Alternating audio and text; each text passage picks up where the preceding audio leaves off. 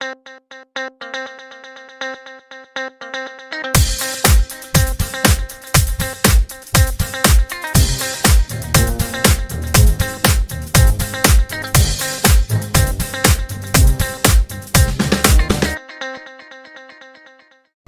day, my dear students. Welcome to Empowerment Technologies. This is Quarter 1, Module 1. This module consists of 3 lessons. We have Lesson 1, 2, and Lesson 3. Our topic for this lesson is about ICT in the context of global communication. We will find out how ICT works and how important is ICT in the context of global communication. Alright. But first, let us know the learning objectives, our target objectives for this session. You are expected to compare and contrast the nuances of varied online platforms, sites, and content to best achieve specific class objectives or address situational challenges. When you say nuances, it's the differences. What are the differences of these varied online platforms? Second, you're going to apply online safety, security, ethics, and etiquette standards and practice in the use of ICTs as it would relate to their specific professional tracks. Okay. So you're also expected to use the internet as a tool for credible research and information gathering to best achieve specific class objectives or address situational challenges. So these are the different skills, expected skills for you to achieve after studying or after we discuss this lesson. What is ICT? Information and Communications Technology often deals with the use of different technological inventions like mobile phones, telephones, computer, internet, and other devices, as well as software and applications to locate, save, send, and manipulate information. So that is ICT. So it deals with the use of different technological inventions, kanang gipanggamit nato ron class, different technologies that will help us to do things, to do tasks easier, and we can save time by using our technology in different ways. ICT has greatly contributed to how easy our lives have been today. Our gadgets have become part of our necessity that we check on them after we wake up. So before, we can consider cell phone or we can consider gadget as part of our wants, right?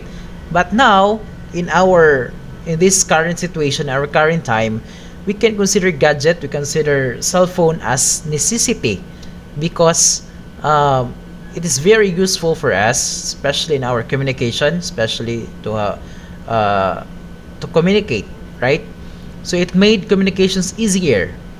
We can use cellular phones that are designed for communicating with other people even if they are miles away from us, our beloved kapamilya or other family members of the family who are far away and nasla sa other countries. One click lang sa ato ang cellphone and we can communicate with them. It has also assisted us in our work since there are internet-based jobs, and it's very evident now, especially in online classes, right? So instead of reading modules or reading hard copies, you can read the lessons, you can watch the videos, the instructional videos of our lessons through the internet using your cell phones or using your tablets. Okay, so it's very useful. It helps a lot in our part, especially the teachers in this pandemic. They're using the internet and the computer or the laptops. They're internet-based jobs. It converted to internet-based jobs because it happens that some students prefer to have the online classes. Okay? So, let's talk ICT in the Philippines. What's the status of ICT in the Philippines? The Philippines is dubbed as the ICT hub of Asia. So, Philippines class is considered as the ICT hub of Asia. Why?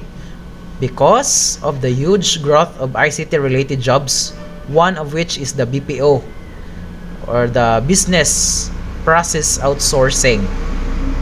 Itawag na ito mga call center. Okay?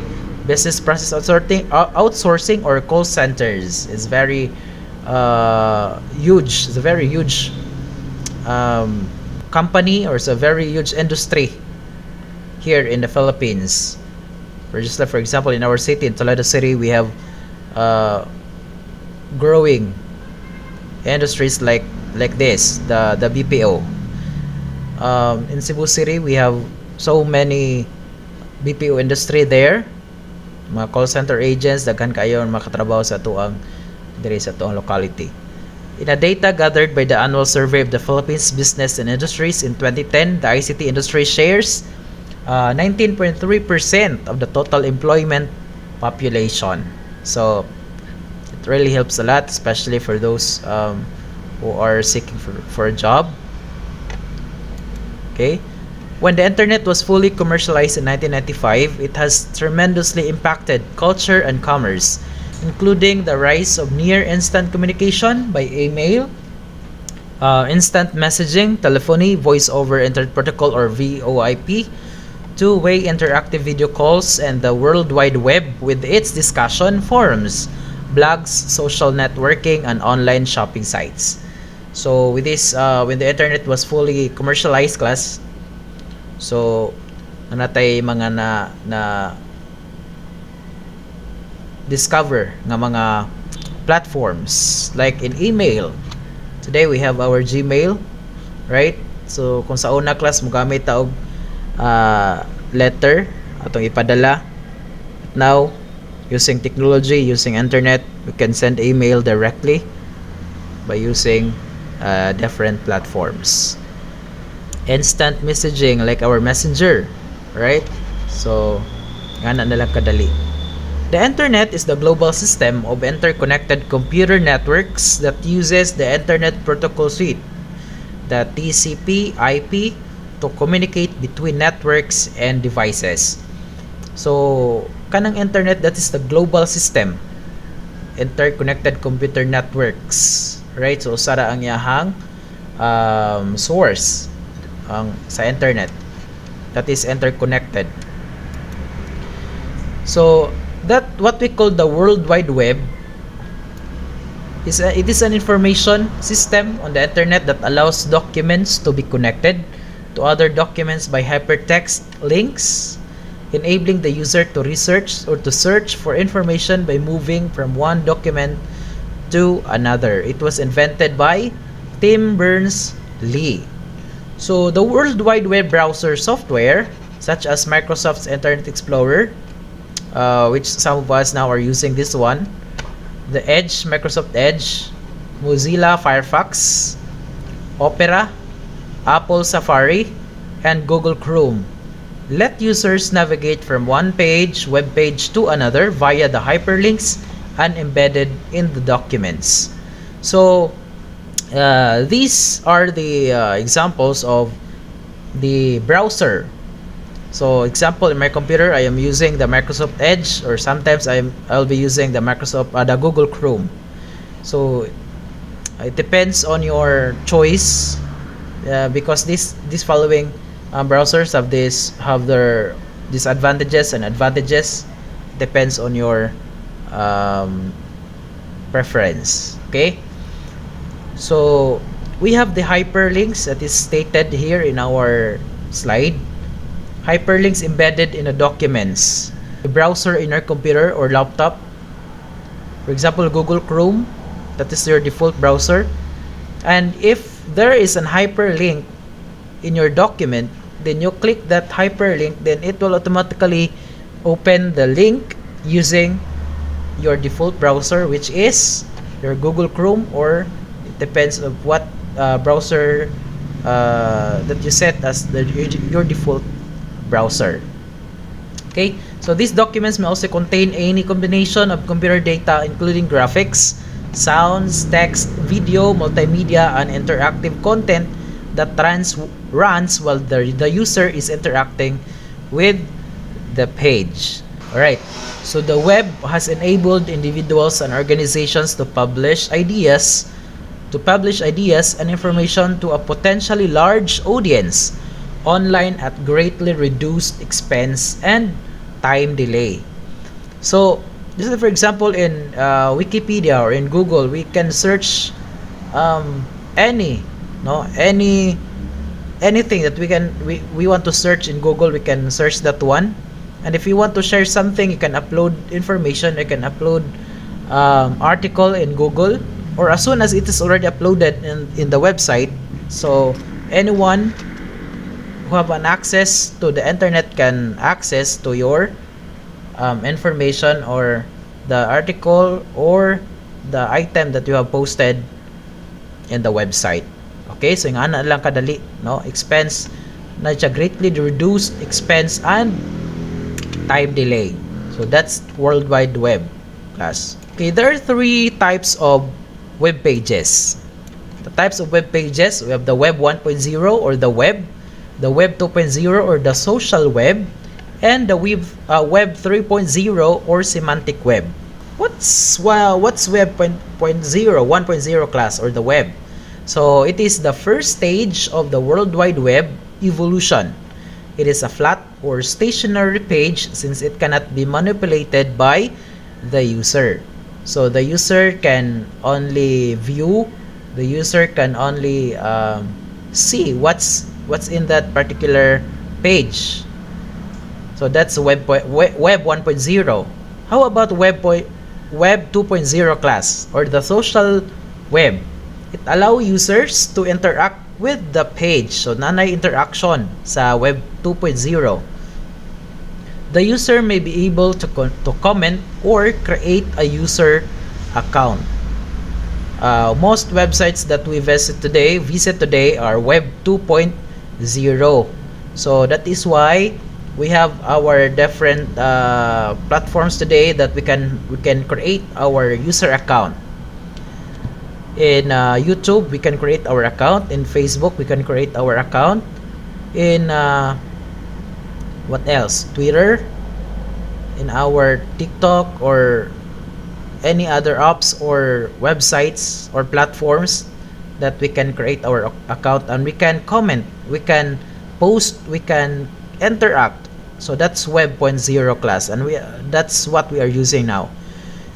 We also have Web 3.0 or the semantic web. The semantic web provides a framework that allows data to be shared and reused to deliver web content specifically targeting the user. Search engine will learn about you and your habits from each search you perform and will gather details about you from your previous activities like likes and social postings and present the answers as per your preferences. So much upgraded compared to Web 2.0. But most of our websites that we use today, that we visited or where we've been visiting, we are using the Web 2.0 or the social web. Okay, so here is the comparison of the Web 1.0, 2.0 and 1.0. Okay, so just read and try to have a comparison, to compare the three types of web page. Okay, there are different criteria: the communication, information, focus, content, interaction, search, metrics, advertising, technologies. So these are the differences of these three web pages. Okay, the features of 2.0. Folksonomy. You see, folksonomy, it allows users to collectively classify and find information using freely chosen words. Example, tagging by Facebook. Okay, tagging uses the pound sign, often referred to as hashtag. So in Foxonomy, it's allow us to classify and to find information. We are free to choose words, keywords. Rich user experience and 2.0, dynamic content that is responsive to user input. Example, a user can click on an image or enlarge it or find out more information. Rich user experience. The third one is user participation. In 2.0, the owner of a website is not the only one who is able to put content. Okay? Others are able to place content on their own by means of comments, reviews, and evaluation. Just like in Wikipedia class, in encyclopedia. Not just the owner of the website can post information in Wikipedia, but the users can post information on that particular website. In Facebook, not just the owner of the Facebook can post information on Facebook, but the owner of the account can post, can comment, can have reviews, can have evaluation on his own account. Okay, so mo na ang user participation. Ako naging niya, there's an engagement, there is an participation of the user. Next, long tail. Long tail in Web 2.0 services that are offered on demand rather than on a one-time purchase. This is synonymous to subscribing to a data plan that charges you for the amount of time you spent in the internet, or a data plan. Data plan that charges you for the amount of bandwidth you used. Okay? Software as service. Users will subscribe to a software only when needed rather than purchasing them. Okay, so if what software that we want to use, then we can we can use, or we need, then we can subscribe that, or we can upload, we can download, we can install that particular software as a service. Okay, that is just an introduction of our lesson. Let's have lesson 1, online platforms and sites. Okay, so let's have this one. Okay, so because of the wide capacity of Web 2.0, so let's focus now to Web 2.0, since this is the one that we are using right now. It has helped creating dynamic online platform sites. Online platform is a specially developed platform using internet technology. Online platforms have revolutionized access to any information. Online platforms currently include, but are not limited to. Okay, so when you say online platforms, it includes presentation or visualization to present what the owner of the content would like to present, or visualization. We can view, we can see what is posted on the particular platform or page. Cloud computing, we have file management, we have mapping, and social media. And we're going to talk about that one by one. So let us go through them one by one. Number 1, presentation or visualization platform. So it is a platform that allows you to present and share presentations, infographics, and videos with other people. It is used to communicate information clearly and efficiently. So may example in a class na web page. Okay? So example Facebook, example YouTube, we can post videos, content, no? Infographics, just like in TikTok, just like in Twitter, we can post our status, our videos, our pictures. Okay? Presentations. That's presentation or visualization platform. Number 2, we have cloud computing platform. So may gitawag na to cloud computing platform. It is also or is also called the cloud. It is the practice of using a network or remote servers hosted on the internet. Instead of using your computer's hard drive, you store and access your data and programs over the internet. So, cloud computing platforms, that is an example, that is a platform where you can store your files, you can store your mga videos, pictures, mga files in a class nga pwede nyo i-store online rather than using your storage in your computer.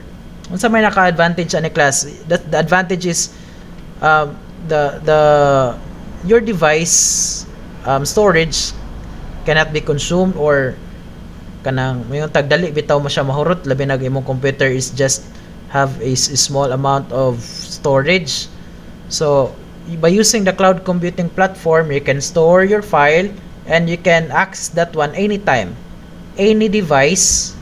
One of the advantages also is you can access the file as long as there's an internet, even if you are not using your personal computer, even if you are using the computer in another place, no, just like you're accessing in the internet cafe.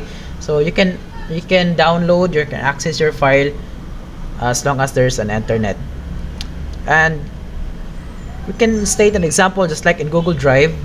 Now we can share, we can post, and we can upload our file in the Google Drive. So that's one example of cloud computing platform. Okay, pwede man ta mo kuan diha og mga files upload sa atong Google Drive. And one good thing is we can share the link directly to someone who we want to share the information, we want to share the file, we can share directly the link. Okay. Number 3, file management platform. It's used for storing, naming, sorting, and handling of computer files. Allows you to convert and manage files without downloading the software tool. So that's file management platform. So it does not require in internet. So giingon ri class at allows you to convert and manage files without downloading the software tool. Number 4, mapping platform. It is a transformation taking the points of one space into the points of the same another space. Of the same or another space. Uses GPS to detect location and used for navigation. So for those technologies that uses GPS, no, that's a mapping platform. And GPS is used to locate, no, to navigate place, direction, to find direction. So that's mapping. That is mapping platform. So that's the use of it. Okay, number 5, social media platform. It is a computer mediated tool that allows a large group of people to create, share, or exchange information, interest, and the information shared can be in the form of ideas, pictures, videos, or anything that you want to create and share to virtual communities. Social media platform is very familiar to us, just like in our social media, the Facebook, no, is very that's already part of our daily routine. And not just our daily routine, but in our work, it's very useful. Sending reports, sending updates on the group chats. So that's an example of social media platform. Okay, so social media can be in the following platforms, subdivided. Okay, so ang social media class can be in the following platforms. 1, we have social networks. These sites allow you to connect with other people with the same interest or background. So that's social networks. Kanang akong example kanina, no, mga social sites. Bookmarking sites. These are sites that allow you to store and manage links to various websites and resources, bookmarking sites to bookmark so that you can visit anytime. You can access easily to different websites, so we'll use the bookmarking sites. Social news, these are sites that allow users to post their own news items or links to other news sources. So social news, we can in this platform, we can read, we can find some news, and also as what Web 2.0 as its characteristic says, that you can comment, you can interact. So that's social news. You can also post your own news items. Media sharing, these are sites that allow you to upload and share media content like images, music, and video. Media sharing sites can be specific for video sharing, photo sharing, slide sharing, social bookmarking, and gaming. So daghan kay example na class, mga media sharing. Just like this, as mentioned in the functions, different kinds of media sharing sites. Microblogging, these are sites that focus on short updates from the user. Those subscribed to the user will be able to receive these updates. Posts are brief that range typically from 140 to 200 characters. So that's why gitawag siya micro blogging, because there's a limit of the characters that you can post in this particular platform. Okay, blogs and forums. These are websites that allow users to post their content. Other users can comment on the said topic. So blogs, your articles, you can post your articles, you can post your ideas, your content nga gusto nimong i-post in that particular platforms. And you can also have your comment on the said topic. Okay, you find something interesting on that particular page, you can also have your comment. That ends our lesson 1 for this module.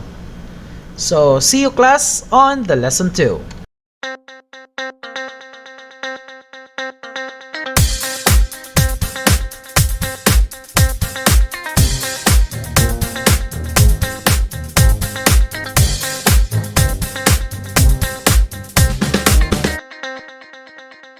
Alright, we are now on the lesson 2 of this module, and we'll talk about the online safety, security, and netiquette. So, as it is stated on the media information literacy class, netiquette is how we behave properly in online world.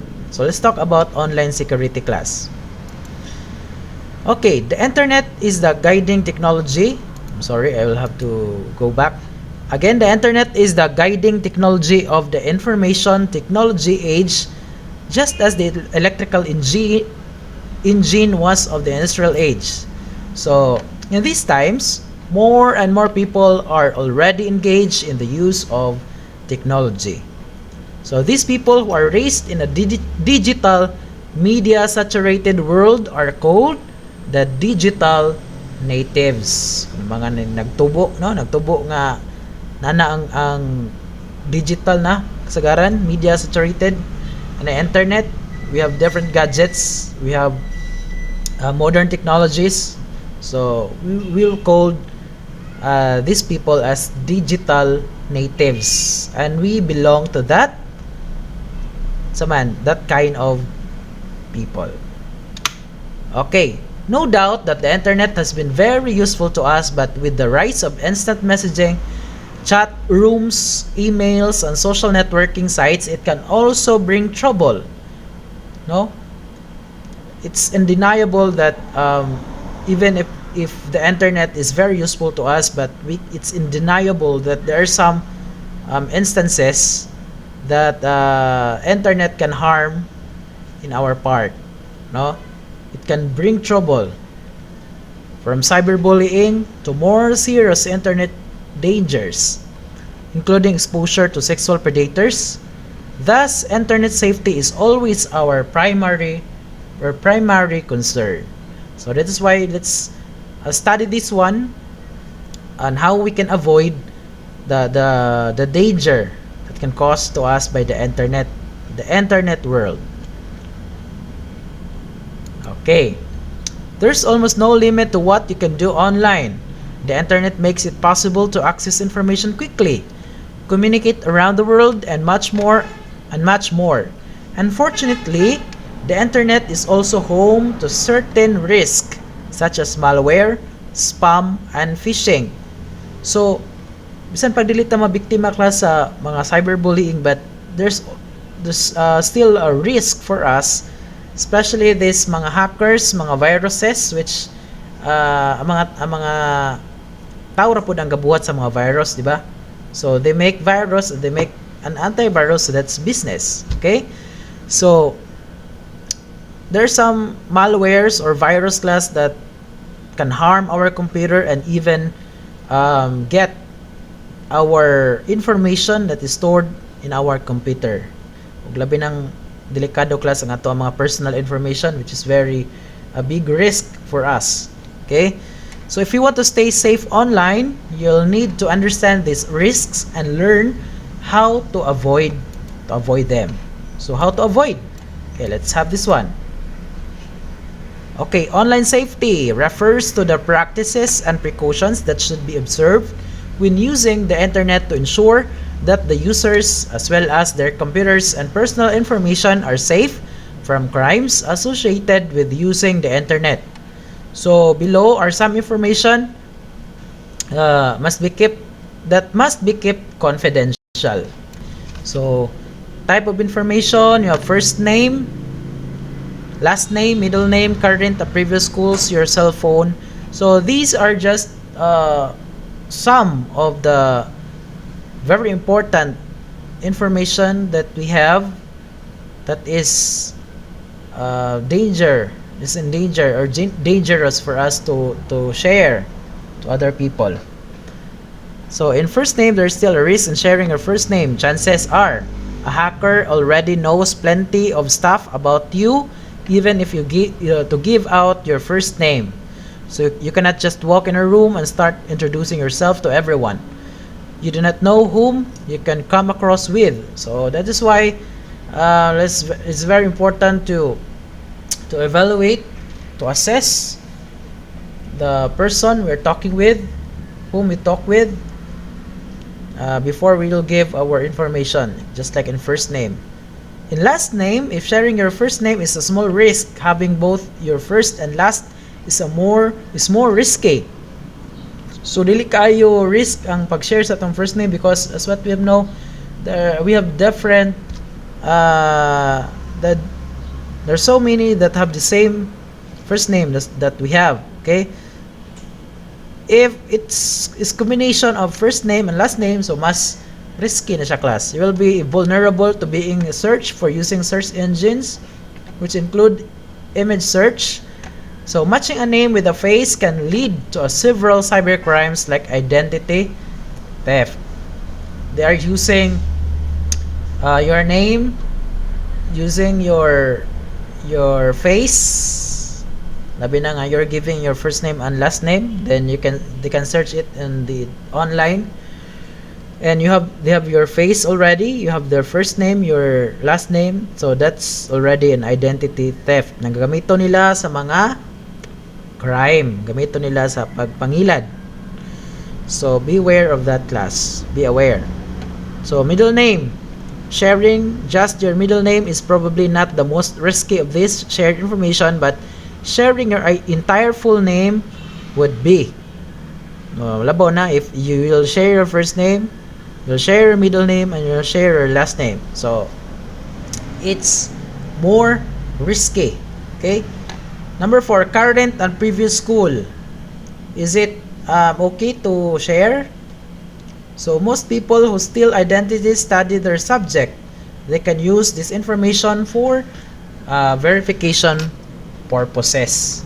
So if the hackers can know your first name and your basic information, by giving your another information, just like in current or previous school, they can have that one, they can use that one in verification for purposes.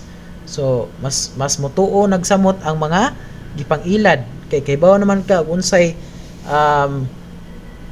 mga information na naa sa for that particular person. Your cell phone number, number 5. Your cell phone number should never be posted over the internet. The internet is a public place.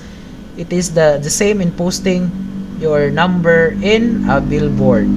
Mura na nag-post ka class og mga cellphone numbers sa ka billboard, because in online world everyone can have access. Labi na that's social media, you can post, you'll post a number. Is very risky, no, because some people can use that cell phone number in making a crime. It's very dangerous in your part. Okay, so number 6, who your mother and father are. So risky, yet not as risky as posting their full names, especially your mother's maiden name. In fact, if you have already encountered many websites that require your mother's maiden name as an answer to a secret question whenever you lose your password. So kung kamatikod mo class, in some security questions, it includes mother's maiden name, no? So if you give that one to someone who you don't know, then they can use that one, no, labi na sa mga password. Okay, to recover, we forgot password, then you have the security question, and that is one of the security question kasagaran. Number 7, who your siblings are. This is a huge risk, especially if you have younger siblings. Strangers may pretend or use their identity to dupe you. So that happened in, kung nakakita mo sa news class, no, someone called a member of the family, then he told the member of the family that his parents was in the hospital or met an accident. So ang katong members sa family, dali siya dala sa mga katigayunan, just like in cash or in jewelries, then she gave it to the person who is calling her, no, nagipada niya ang mga cash or jewelry. So nailad siya because naamay information nga nakuha ang katong tao nga nangilad, no? Who are the siblings, who are the parents in the background. So daghan ang nailad na class, and we must be vigilant. Your address, number 8. Hopefully you answered no to this one. So giving the internet your number is one thing. Giving them your address is a whole other level. It would be much easier for the criminals to find you. So di kita magpataka og hatag sa atuang address.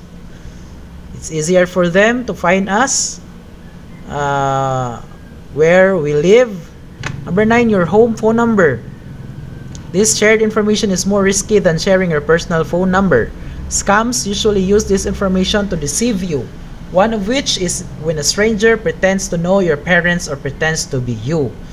So just like I gave you an example earlier about the crime that is budol-budol gang, di ba? So mas risky siya kung muhatag ka o ginuha ang phone number or home contact number, because they pretend that they know your parents, they know the background of your family. Ya manawag ko na mo, manawag na sila nimo kinsay makatubag, then mailad na pug ka.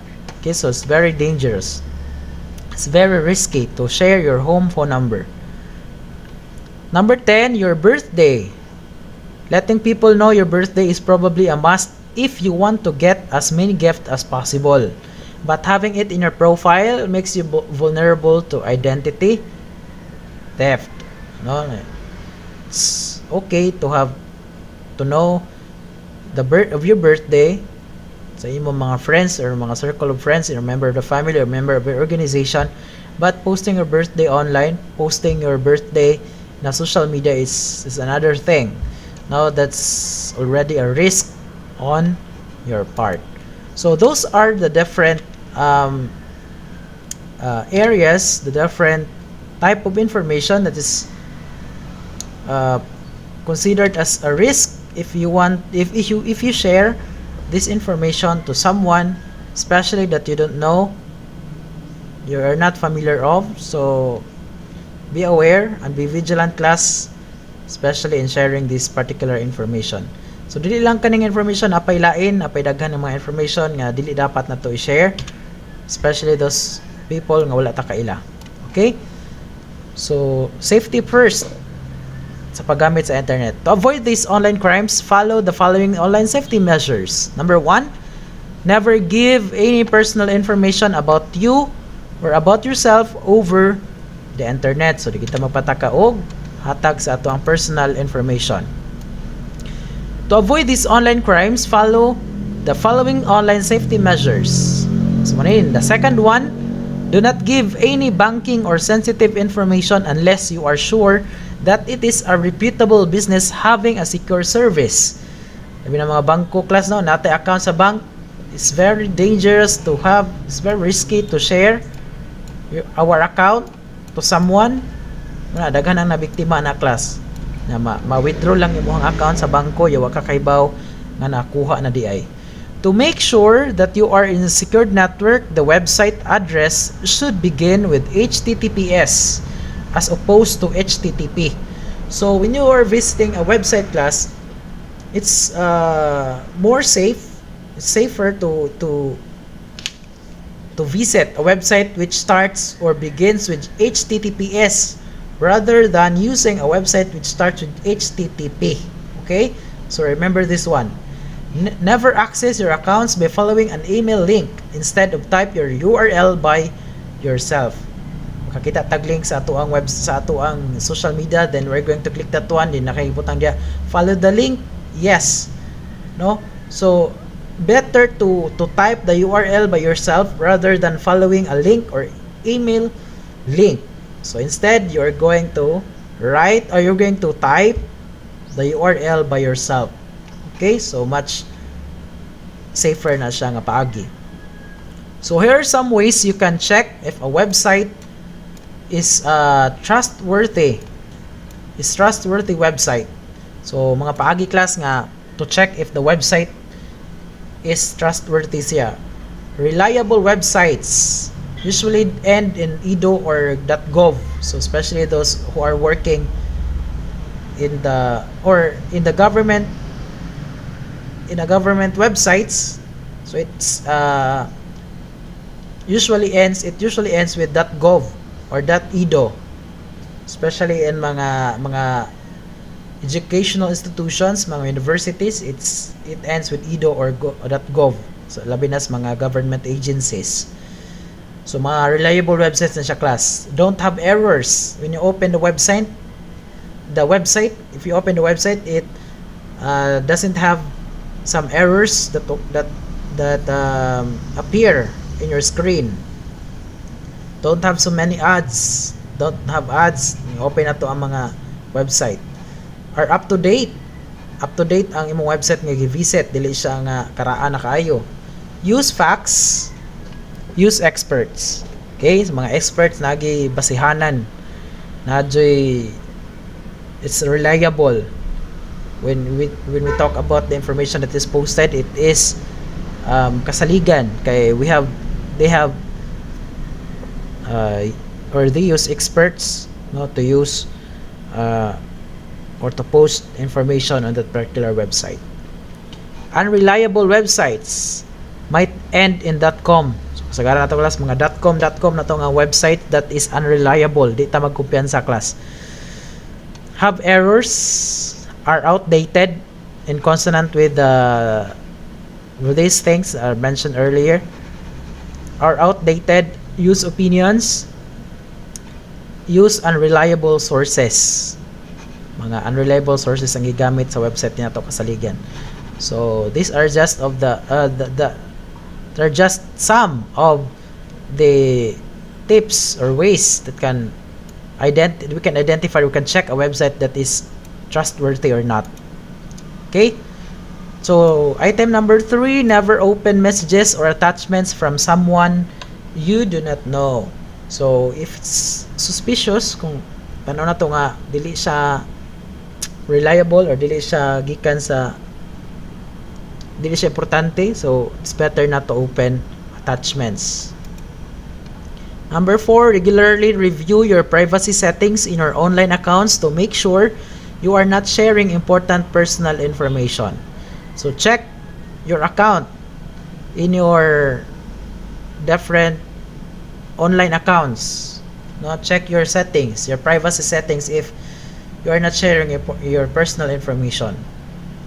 Labi na nga mo access ta sa website, then you mo ask sila nga allow this website to access your computer, you access your photo, you access your information. So dili na nato buhaton, class. Number 5, when using a public computer terminal, be sure to delete your browsing data before leaving.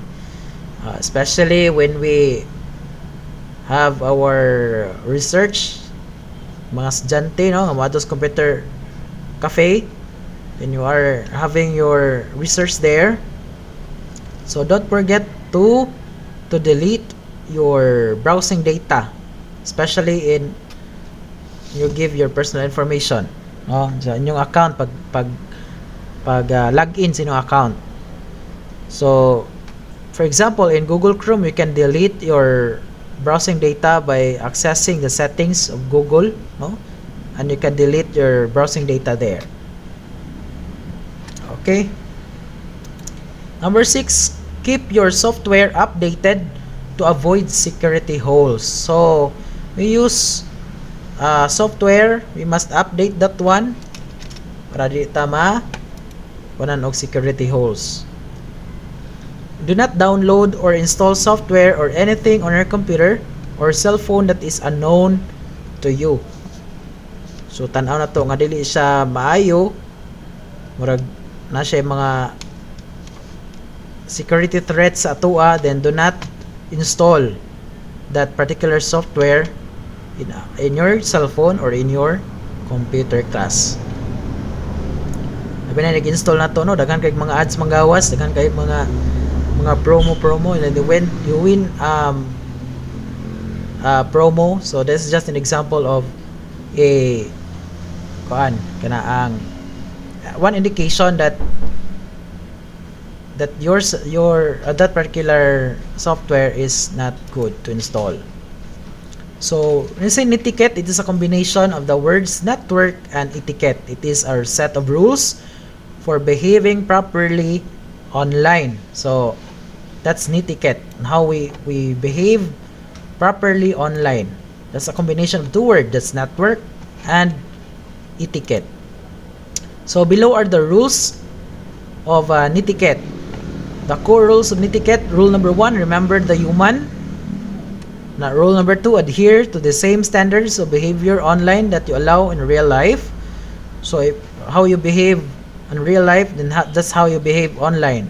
Respect others, respect other people who are using the internet. So rule number 3, know where you are in the cyberspace. Dili ta magpataka og sulod, dili ta magpataka og click og link, even if we are already in the links which are very risky in our part, then we have to avoid that one. We have to know where we are in the cyberspace. Number 4, respect other people's time and bandwidth. So especially if we are using one server, we are using one internet server in our area, then we have to respect others' time, we have to respect others' bandwidth. When you say bandwidth, that's the basis of the speed of the internet that we'll be using, no? Number 5, make yourself look good online. Does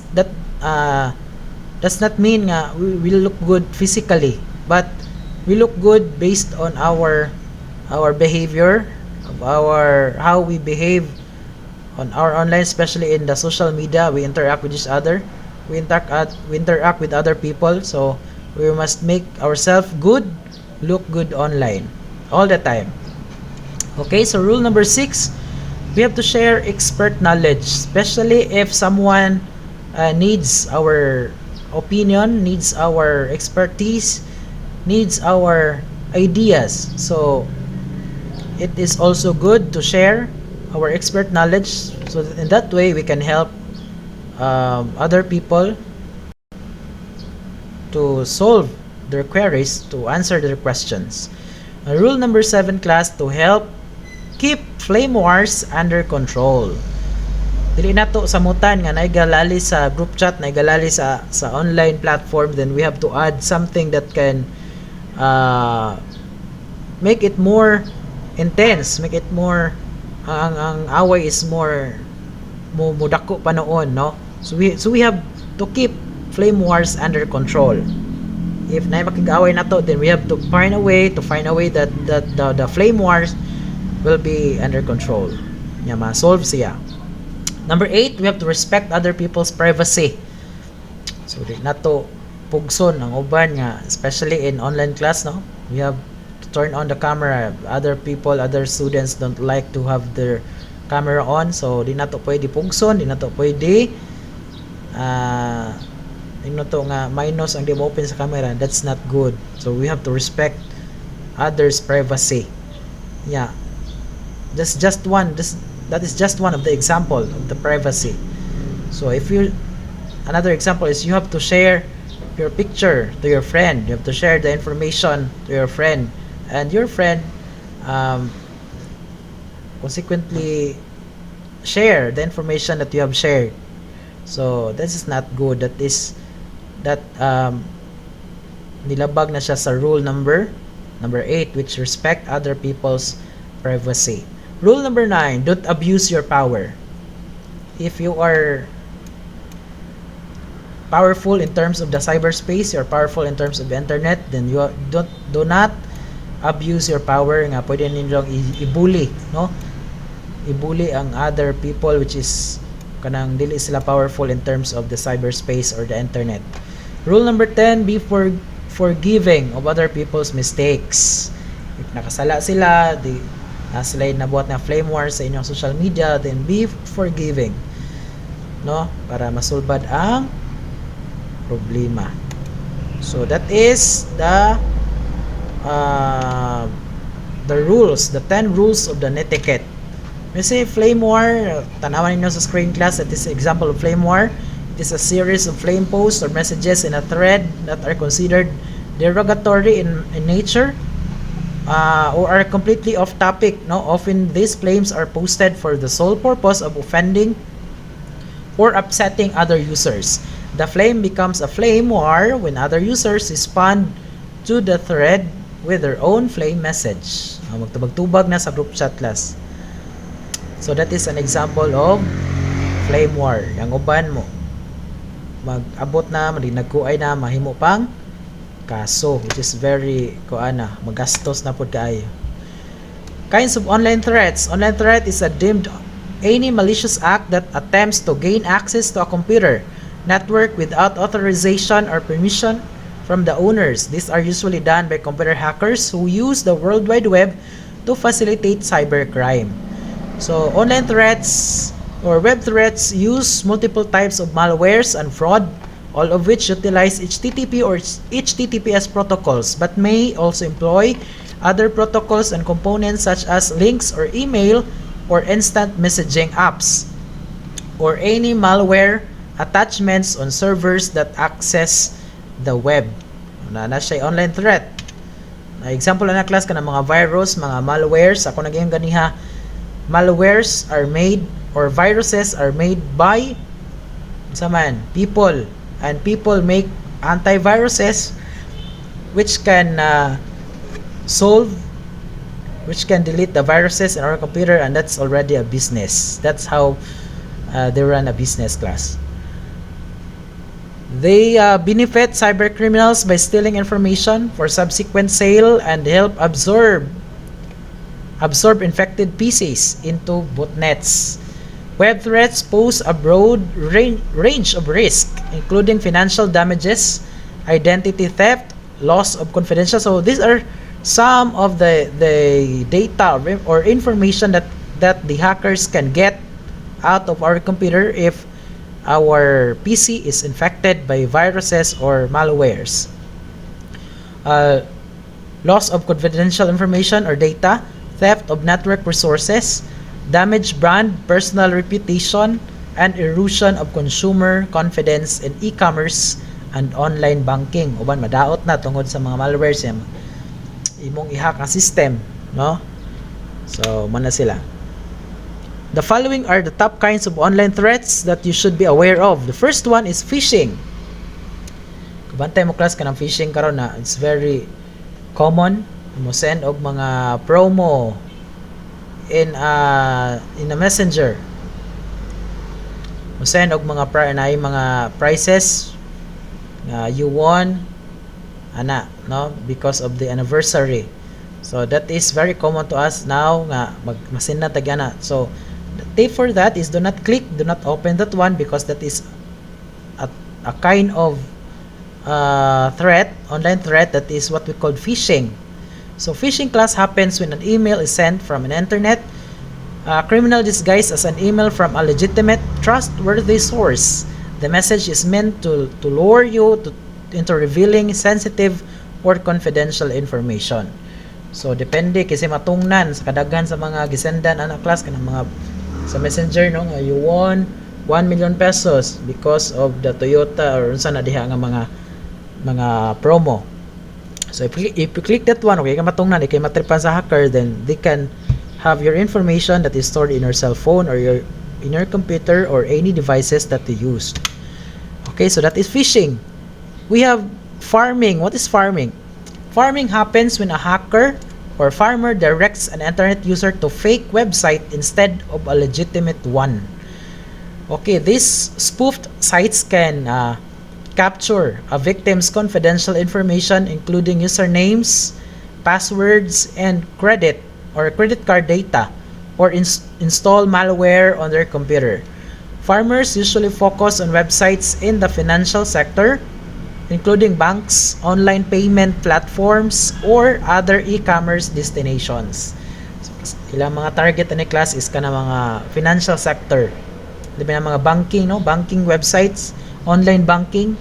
So beware of that. Kay kani mga hackers they will provide a fake website instead of legitimate one. Inang ilisan you will be redirected to that fake one. Fake address bar covers the real one. So ini-click na to ana nagtutag that's the legitimate website, but labi na nga nadiha ang logo, nadiha ang mga business information, nadiha ang website information, then salig ra kay tano, we will click that one without knowing that that's the fake one. Then we're providing our account number, we're providing our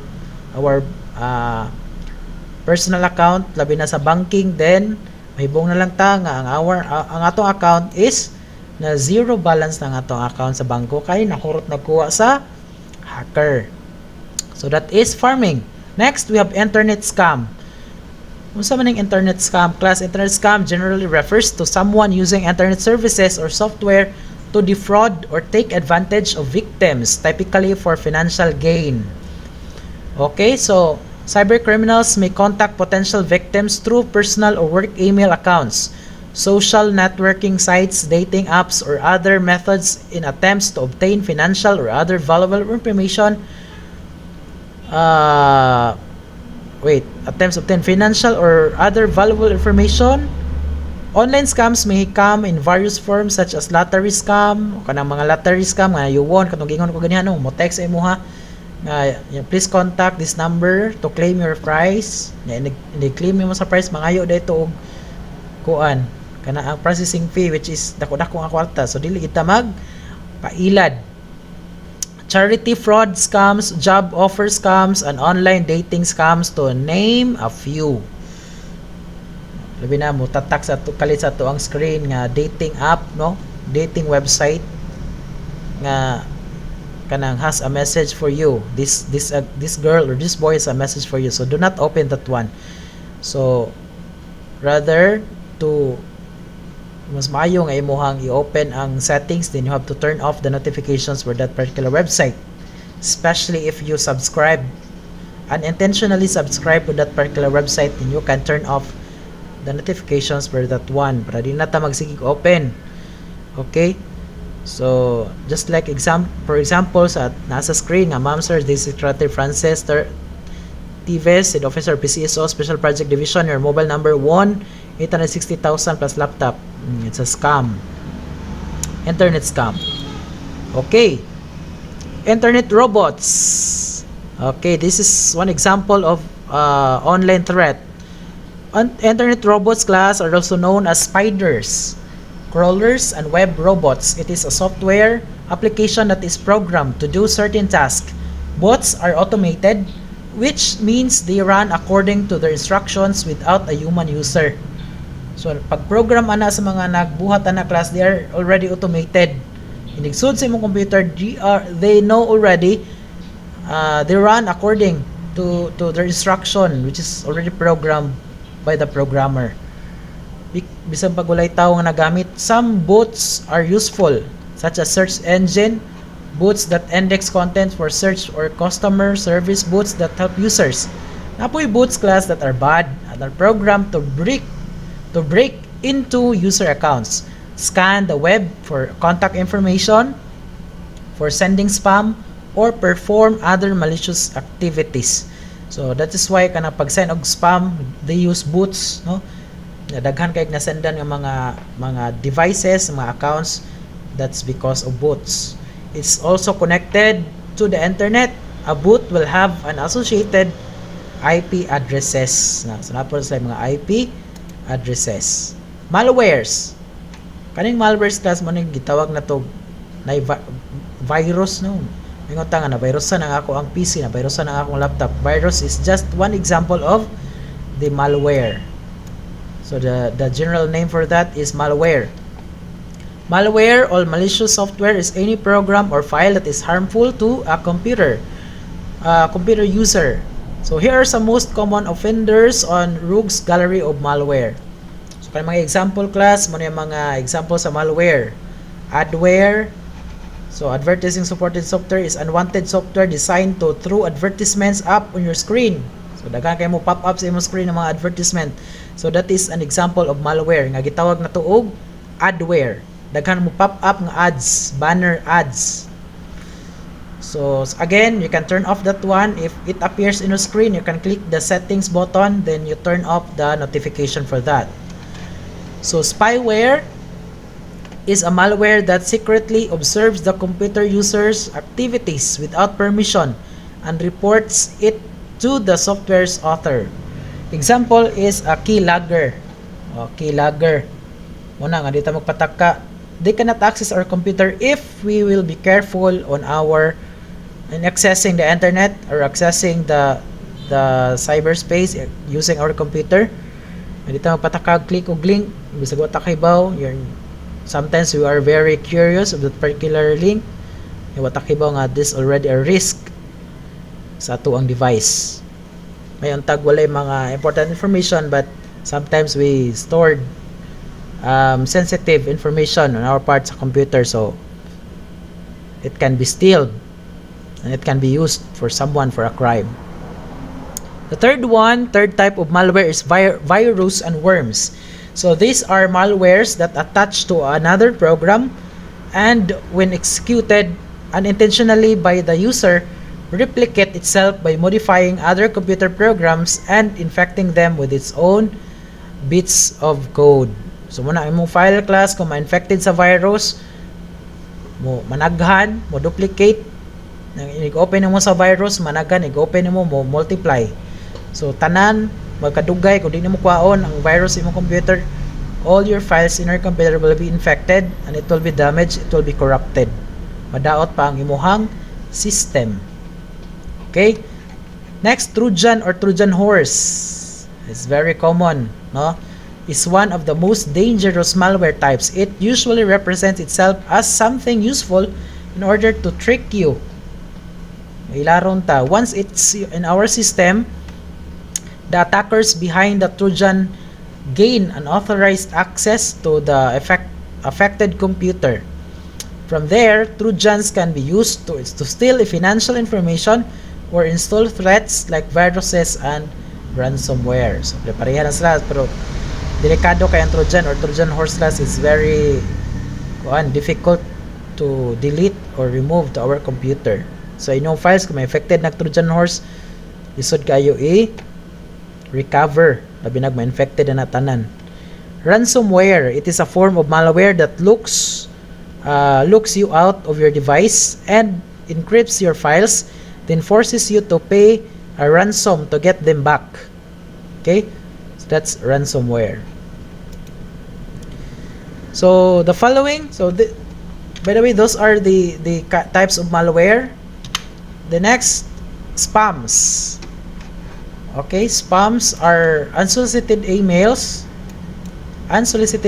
instant messages coming from recipients that are not granted verifiable permission for the message to be sent.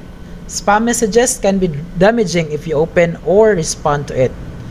So, mga spam messages, if you will open that one, it can be damaging if you open that particular file. Yeah, if something is suspicious, then you can mark that email as a spam email or spam mail. Cyberstalking refers to the use of internet or other electronic device to harass or stalk individuals or organization. So that is one type of online threat, cyberstalking. No, daghan kayo mo stalk sa online. Studyhan mo information, they can use that one against you. Cyberbullying refers to the act of tormenting, harassing, or embarrassing another person using the internet. So example, mo post tag bati sa atuang kontra using the internet niya without knowing that information is not true. So it's already a type of cyberbullying. Sahay atong ibuli ang atoang kaila with regards to his or her physical appearance, and we're going to post that one online. So that's already a cyberbullying, and it has also a corresponding punishment for that. Natay balaod ana nga to punish those people that commits cyberbullying. Okay, alright, so this is just an example of cyberbullying. The news, Anchor.net, teen arrested for Facebook blackmail. So this is an example of cyberbullying. Spoofing. What is spoofing? Spoofing happens when someone or something pretends to be something else to gain our confidence, get access to our systems, steal data, steal money, or spread malware.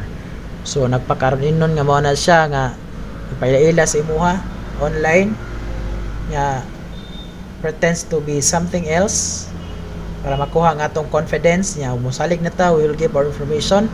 So delikado kaayo. So that is spoofing. Muna dita magpatakag salig class in online world. Okay, so that ends our lesson 2, and I hope you learned something, and see you on the lesson 3. Thank you so much, everyone.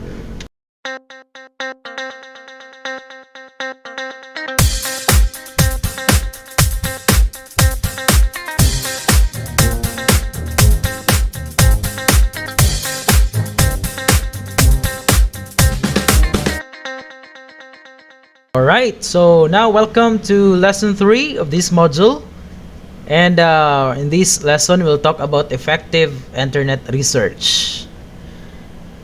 I know that most of you already tried or experienced having research using the internet, because most of you have already your mobile phones, you have your internet mobile data, or you have your Wi-Fi at home. So you know already about how to research something in Google or something, maybe not in Google but other websites.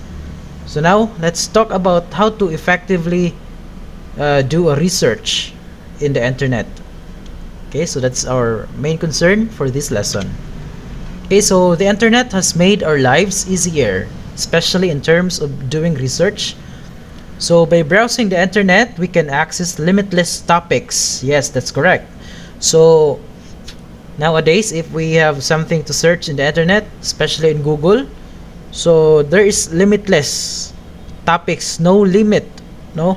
So kung sa atong i-search sa Google or any um, website, so we can search that one and we can have the results right away because of the internet. So web-based catalogs are available in many libraries to assist researchers in locating printed books, journals, and other materials. Okay, so that's it. There's also what they call the web-based catalogs in many libraries. So that's why we are going to learn how to search effectively, especially in this what we call the web-based catalogs.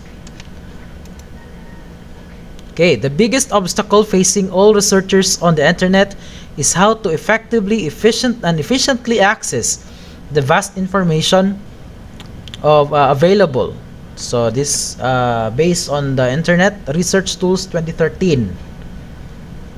Okay, so actually there are so many or the vast amount of information available in the internet, but unfortunately we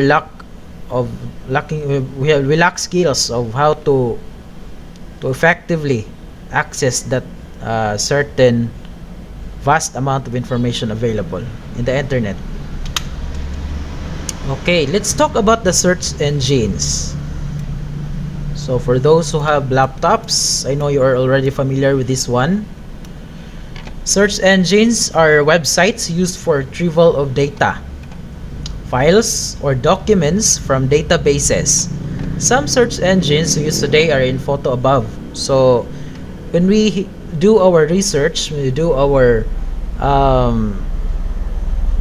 searching in the internet, so we cannot access that one without using search engines. So these search engines, we're going to use this one, we're going to open this one in our computer so that we can access the different information, the data or the documents that's being stored in the different databases.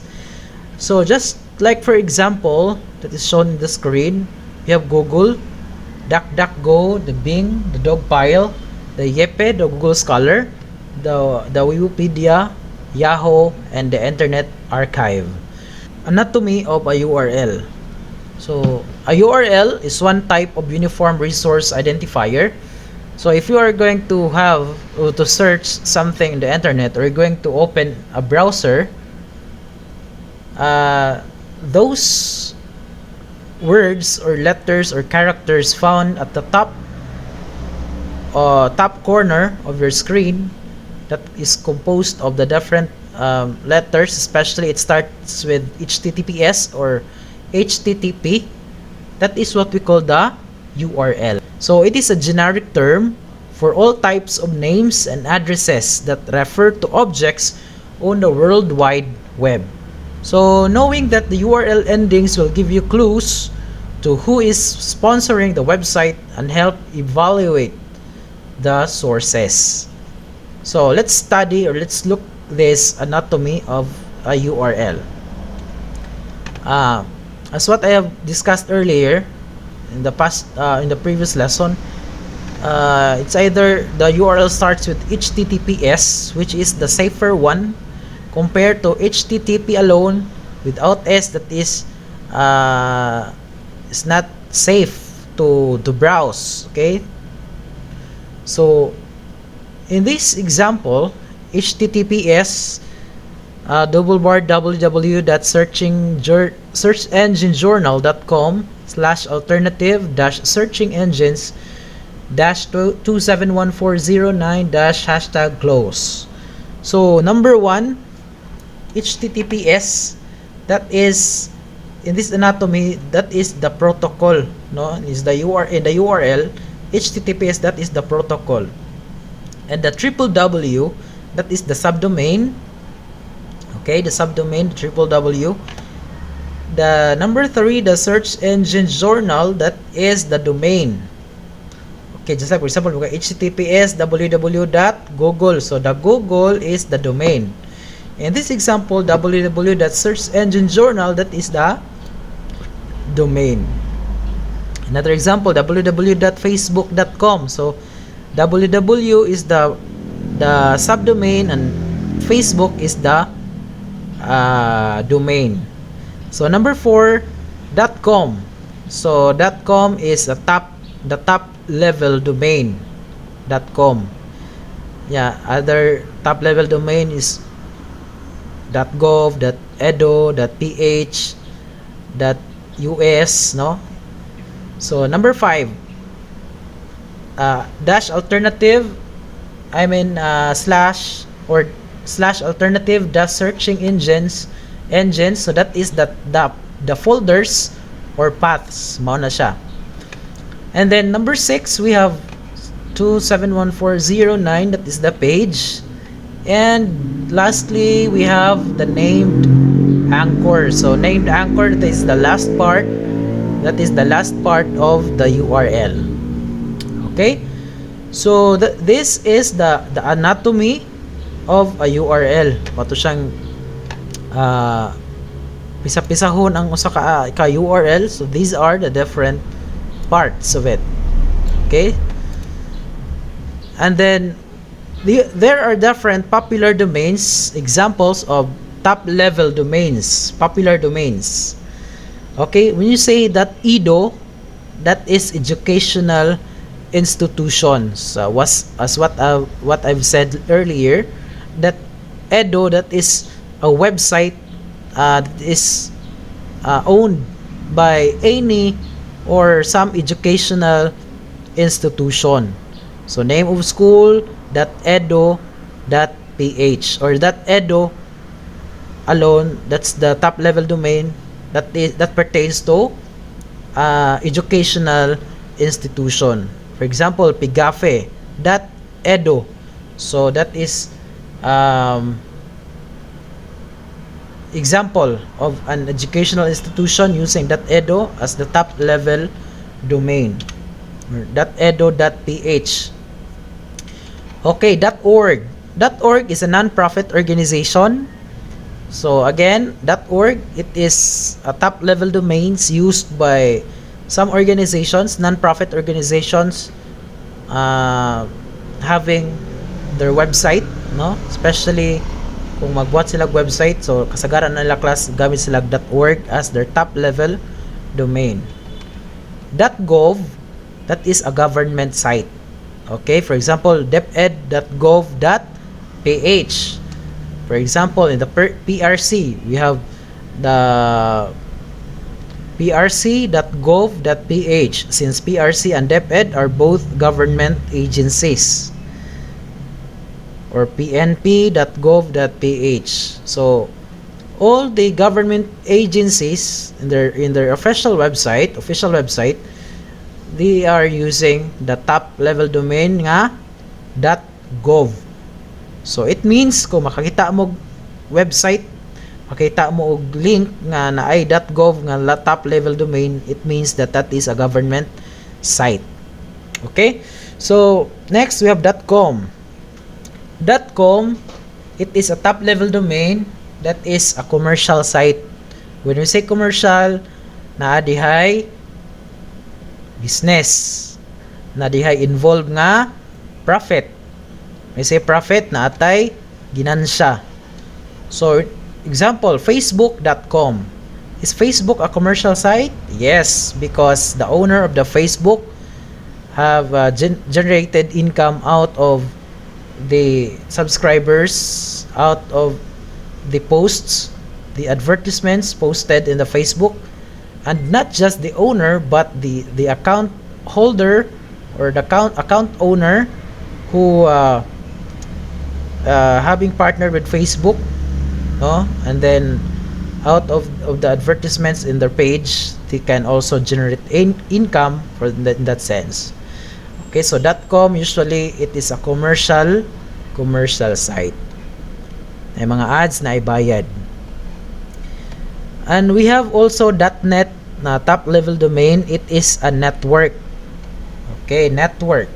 .net. It is a network site. Alright. So, we have also our country code top-level domains. Ang country code nga top-level domains, we have .ph. It means that .ph is a Philippine-based domain. When you say .ph, that website or that particular link is a Philippine-based website. Okay, .ph man. Okay? When you see .eu, that is European Union. .eu. .uk, it means that that website is from United Kingdom. And also we have AU, we have Australia. Okay? So these are just some of the examples of the country code top level domains. And usually, kung ari mag-base sa Philippines, it ends with .ph. Okay, alright. So, pag mahitabo nga .uk ang last ang country code top level domain, if diri ang nag-base sa Philippines, it must be .ph. So what are the different search skills and tools? When we having our search, no, we have different techniques on how to search something in the internet, on the internet. Okay, number one, that is what we call the Boolean logic. You see, the Boolean logic narrows or broadens or eliminates search terms. So actually, Boolean logic, there are three terms that we can use in Boolean logic. First one is OR. Okay, and it's very familiar to us, the OR nga word or gamito nato sa pag-search, Boolean OR. This operator will find pages that include either of the search terms. For example, A or B. For example, A stands for example A represented by apple. Okay? Nya B about sa lain nga fruits. Strawberry, for example. So if you search something, if you search this thing on the internet, if you say apple or strawberry, then the search and the result of your search may be article on the apple or article on the strawberry. So ingana yang result if you will use the Boolean OR. Again, the result, which is either an article which speaks about apple or an article about the strawberry, because you are using the Boolean OR.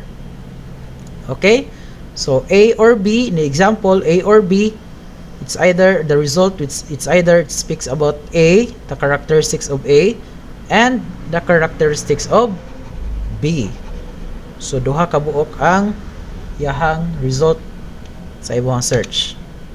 That's for Boolean OR. Next we have AND.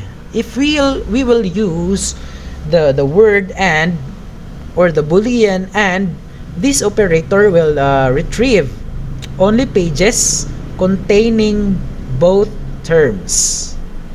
Okay? So just like for example A and B. So as what you have seen on the diagram, on the image in the screen, so the operator will retrieve only the pages containing both terms. Not like in OR, diba? In OR, bugawas ang iyang result, it's either the A or B.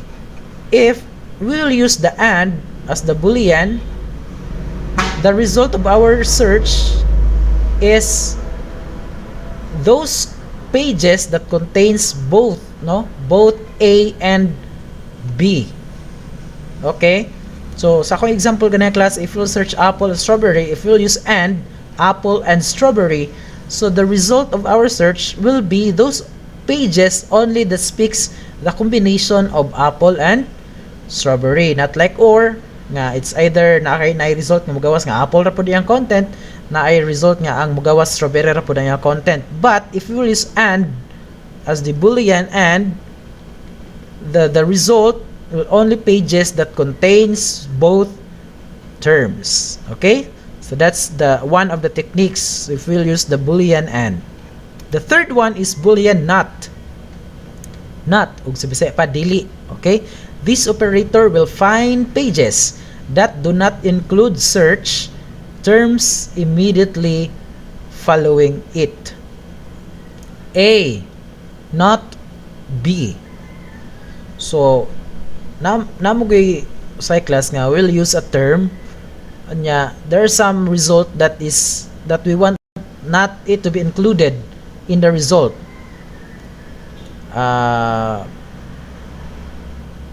So we will use the boolean not. So A, not B. Only A will be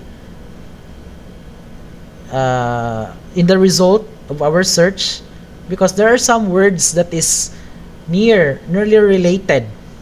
Okay, nearly related sa iyang word nga gi-search. So that's why we will include not, then followed by the relating word.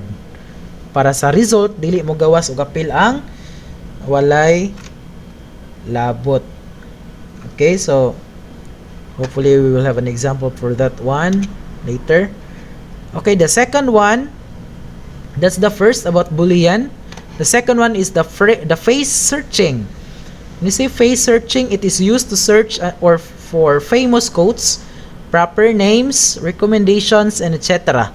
It encloses the phrase in quotation marks.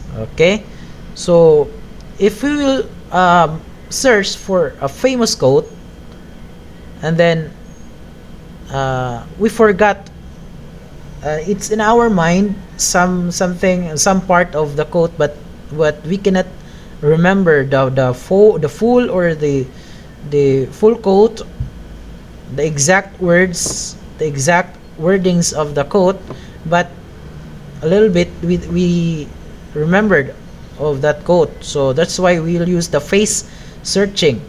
For example, to be or not to be, and then we don't know the following words. So we can have that one by using the quotation marks. For example, quotation, to be or not to be, then quotation. Then after we click enter in our keyboard, there are some quotes that will appear and will result that is based on the keywords you entered using the search engine atong gigamit. Okay, so for example, Jane Doe, we talk about Jane Doe nga mga quotes, then you're going to use the quotation marks, and then it will automatically be search, no, in the search engine. Alright, so number 3, we have plus. Plus indicates that the word after the sign is a required word, must be found in the search. So for example, if you'd like to search a fire, then you would put a plus sign before fire, then it means that but pasabot na class that the sign is a required word, must be found in the search. So example, wala ka nga nagi-fire mo gawa sa imong search, then you will include you will use the plus symbol fire. Okay, mismo ang fire nga word makita dyan mo siya. And then minus sign indicates in kuan at bang sa plus, no, indicates to exclude a word from your search that is not required on the result. So just like sa not ganiha class, no, not sa boolean nga not, we have also the minus sign. Example, Jaguar speed. Jaguar speed. When we talk about speed, maybe the result of our search, maybe there's a car, there's a vehicle, but you would like just to know about Jaguar speed, no? So to avoid that instance that maybe there's a car in our result, so we'll use the minus sign. Jaguar speed minus sign car. So in that way, we can get a result in our search just for Jaguar speed, and there's no car, there's no vehicle that will be included in the result. So that is the one that I mentioned earlier. That's what I mean. Yeah, there's a related word, no, interrelated or very near related word. So that's why we will use minus. Okay. So number 5, we have ampersand. It is used to find social tags. It's very common to us in Facebook, right? So we find tags, mugamit ra tawag ampersand nga symbol. Number 6, hashtag is also very common to us in Facebook. It's used to find popular hashtags. Yeah, and then in Facebook class, when we search a hashtag, and then there's so many results that will came up after we'll type hashtag and then the keyword then following that particular the mga sumpay-sumpay na sa iyang hashtag. So makita sa diha, it can also be seen the number of posts, the number of pila na kabuk post nga makita sa kana nga particular hashtag. Alright? So number 7, we have also finding documents. Using the file type refines the search for documents on the web. So when you search a document on the web, it's also useful to use the file type, no? The extension sa type sa file nga atong i-search when we find a document. For example, file type PDF, doc, or XLS. When we search a file and it's in the PDF file, we will also include PDF. Para mo gawa sa atong search, all the files will be in PDF format or file or PDF type. Okay? When we search a word or document, we'll use doc. And for Excel, we will use the XLS. So that the result on our search, all the result will be in Excel format or type. Okay, so example, ICT in the Philippines PDF. So after you enter on the keyboard, the results of this search will be on PDF format. Okay, searching site number 8. The sites and find web page from a website. Example, National Geographic Information in Australia. Search Australia site, nationalgeographic.com. Okay, so it's also very useful to have a quick search of this one by using the searching sites, no, based on the example. Ito na makita diya, class. Okay, and that ends our lesson 3. And I hope you got something of this lesson, amoy nakatunan, and you learned something out of this topic. And that ends also for our module 1. Thank you so much, everyone, and God bless everyone. Keep safe. Excellent chance.